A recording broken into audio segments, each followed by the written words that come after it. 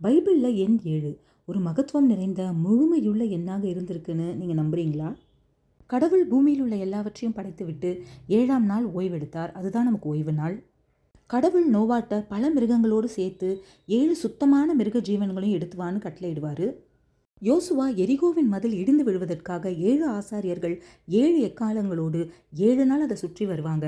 அதுக்கப்புறம் அது இடிந்து விழும். எலிசா தீர்க்கதரிசியின் சொல் கேட்டு நாமான் 7 முறை அந்த யோர்தான் நதியில் முங்கி குளித்து அவருடைய குஷ்டரோகத்திலிருந்து சுகம் பெறுவார்.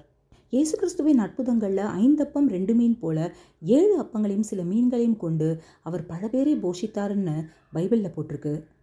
மகதலேனா மரியாளிடமிருந்து அவர் 7 அசுத்த ஆவிகளை துரத்தினார். இயேசு கிறிஸ்துவின் பல அற்புதங்களில் 7 அற்புதங்களை மட்டும் பிரத்யேகமாக யோவான் அவருடைய புத்தகத்தில் எழுதியிருப்பார். இயேசு ஜீவ அப்பம் நானே, நானே நல்ல மேய்ப்பன், நானே உயிர்த்தெழுதலும் ஜீவனுமாய் இருக்கிறேன். இப்படி அவர் சொன்ன 7 வாக்கியங்கள் யோவான் எழுதியிருக்காரு. இயேசு கடைசியாக சிலுவையில் 7 வார்த்தைகள் மனு உருவில் பேசியிருப்பார். அவர் நமக்காக 7 விதமான காயங்கள் பட்டார்னு வேத வல்லுநர்கள் சொல்கிறாங்க.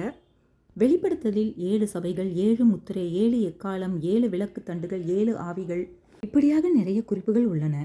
From creation to crucifixion to revelation, 7 marks the moments where God says it is complete.